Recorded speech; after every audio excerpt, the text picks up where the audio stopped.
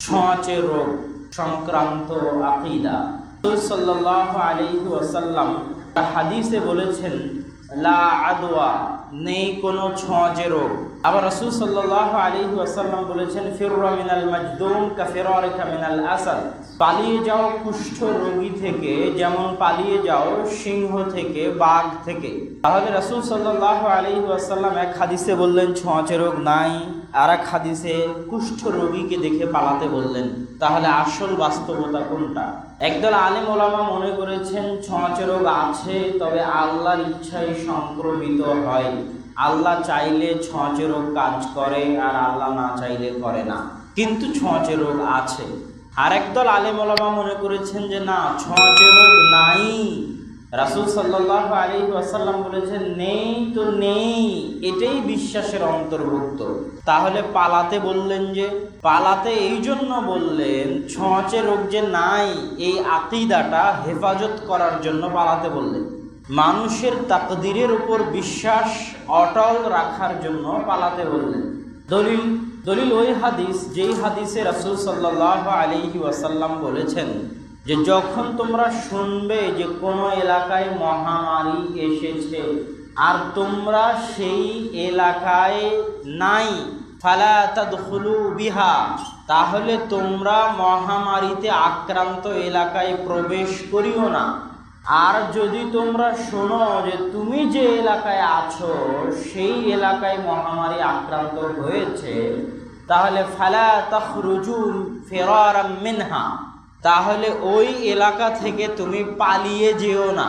হাদিসটা আবার শুনেন, সবার মনোযোগ আকর্ষণ করতেছি। যেই এলাকায় মহামারী আছে সেই এলাকাতে যদি আমি না থাকি তাহলে সেখানে ঢুকতে আল্লাহ রাসূল নিষেধ করলেন। আর যে এলাকায় মহামারী আছে আমি যদি ওই এলাকায় থাকি তাহলে ওই এলাকা থেকে আল্লাহ রাসূল পালাতে নিষেধ করলেন। কথা কি বুঝতে পারছেন? নিতপুরে মহামারী আক্রমণ করেছে, আমি নিতপুরে আছি, তা আল্লাহ রাসূল এখান থেকে পালাতে নিষেধ করলেন। নিতপুরে মহামারী আক্রমণ করেছে, আমি নিতপুরে নাই, তো আল্লাহ রাসূল এখানে ঢুকতে নিষেধ করলেন। আমাদের দলিল হচ্ছে আল্লাহ রাসূল পালাতে নিষেধ করবেন কেন? ওই হাদিস, যে হাদিসে আল্লাহ রাসূল বললেন সিংহ দেখে পালিয়ে যাও, ওই হাদিসের উদ্দেশ্য যদি জীবন বাঁচানো হয়, তাহলে যে এলাকায় মহামারী আক্রমণ করেছে ওই এলাকা থেকেও আল্লাহ রাসূল জীবন বাঁচানোর জন্য পালানোর অনুমতি দিবেন। যে তোমরা নিতপুরে আছো, যদি শুনতে পাও মহামারী সেখানে আক্রমণ করেছে, তাহলে সেখান থেকে পালিয়ে নির্জন মরুভূমিতে চলে যাও, যাতে মহামারী তোমাদেরকে না ধরতে পারে। যদি জীবন বাঁচানো উদ্দেশ্য হতো তো আল্লাহ রাসূল পালানোর আদেশ দিতেন, কিন্তু তিনি পালাতে নিষেধ করলেন। কেন পালাতে নিষেধ করলেন? এই হাদিসে জীবন বাঁচানো উদ্দেশ্য নয়, ঈমান বাঁচানো উদ্দেশ্য। কিভাবে ঈমান বাঁচানো উদ্দেশ্য? এই এলাকায় মহামারী আক্রমণ করেছে, আমি এই এলাকা ছেড়ে যদি পালিয়ে যাই, তার মানে আমি এটা বুঝাতে চাচ্ছি যে আমি যদি এই এলাকায় থাকি তাহলে আক্রান্ত হব, হয়ে মারা যাব। আর যদি আমি এলাকা থেকে পালিয়ে যাই তাহলে আক্রান্ত হব না, বেঁচে যাব। আর এই আকীদাটাই হচ্ছে তাকদীর বিরোধী আকীদা।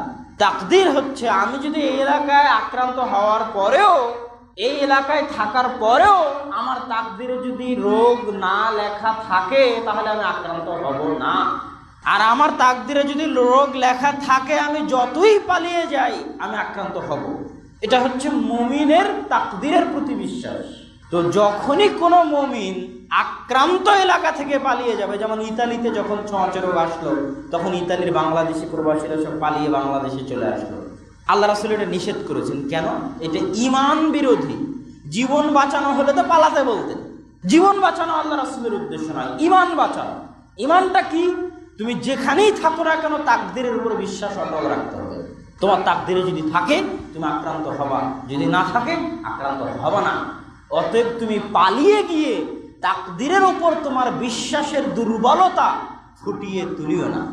আর ওই হাদিসে যে তোমরা ছোঁয়াচে ব্যক্তিকে দেখে পালাও, সেটাও এই জন্যই, এই ঈমানটাই হেফাজতের জন্য। আমি একজনের সাথে, করোনা ভাইরাসে আক্রান্ত ব্যক্তি, আমি তার সাথে দেখা করলাম। আমি করেছি, করোনা ভাইরাস যখন চলে, মিডিয়ার যখন অনেক ভয়াবহ প্রকোপ, তখন আমাদের মসজিদে ওই আব্দুর বক্তব্যের কারণে কিছু দিনী ভাই করোনা ভাইরাসের রোগীকে ধরে ধরে নিয়ে আসতো জুমার খুতবাতে। তো এরকম 2-3 জন করোনা ভাইরাসের রোগীকে রাঙ্গিপাড়াতে নিয়ে আসছিলেন কয়েকজন, যে তাদের সাথে কি উস্তাদজি সত্যি মুসাফা করে কিনা।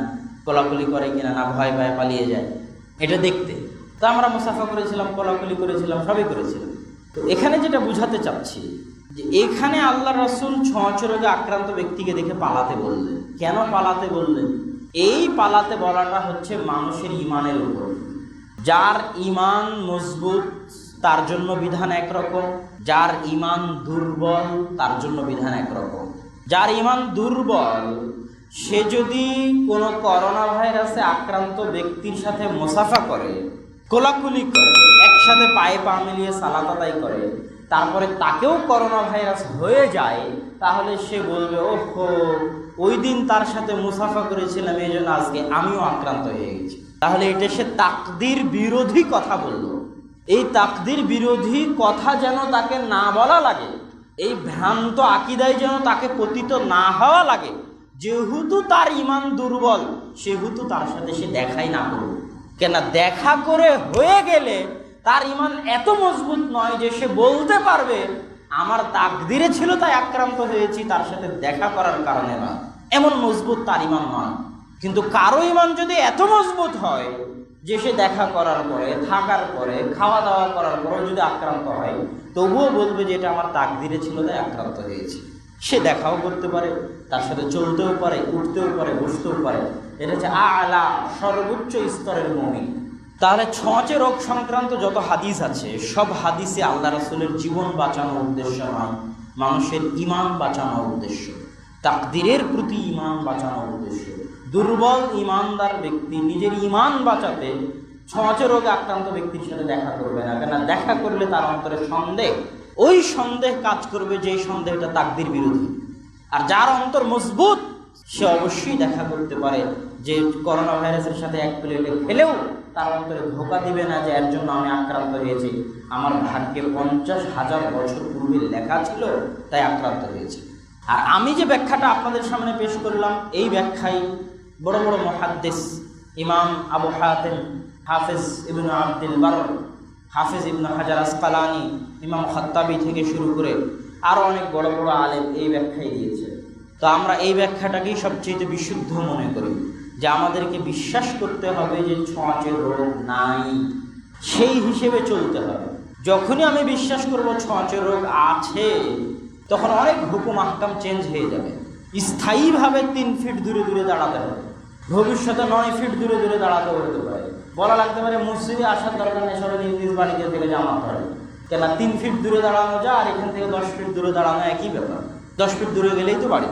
তো যদি ছোঁয়াচে রোগ আছে বিশ্বাস করা হয়, তো চিরদিন চিরস্থায়ীভাবে মসজিদের পায়ে পা মিলিয়ে দাঁড়ানো যাবে না, মুসাফার মানুষ করতে পারবে না, কোলাকুলিয়ার মানুষ করতে পারবে না।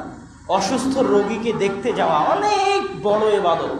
অসুস্থ রোগীকে দেখতে যাওয়া, ইয়াদাতুল মারিজ, এক মুসলমানের উপর আর এক মুসলমানের হক, আর বিশাল ফজিলত আছে।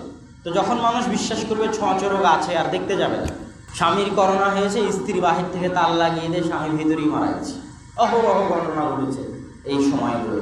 এটা হচ্ছে ইমানের সমস্যা, আকীদার সমস্যা। তো সম্মানিত উপস্থিতি, এই বিষয়ে সংক্ষিপ্ত আলোচনা মোটামুটি শেষ। দলিল ভিত্তিক যে ছোঁয়াচে রোগ নাই এই বিশ্বাস রাখতে হবে। 3 ফিট দূরে দূরে দাঁড়ানো এটা চলবে। মানুষের সাথে মুসাফা, স্বাভাবিক যে সম্পর্ক সেই সম্পর্ক বজায় রাখতে হবে। তার মানে এই নয় যে সতর্ক থাকবেন না, থাকবেন। মুখে মাস্ক পরাটা যদি সতর্কতা হয় তো সতর্ক থাকবেন, যদি হ্যান্ড স্যানিটাইজার ব্যবহার করার সতর্কতা হয় তো সতর্কতা অবলম্বন করবে। কিন্তু সতর্কতা মানে এই নয় যে মসজিদে প্রবেশ করে 3 ফিট দূরে দূরে দাঁড়ানো, এটা সতর্কতা নয়। যা আল্লাহর দ্বীনের সাথে ঠাট্টা।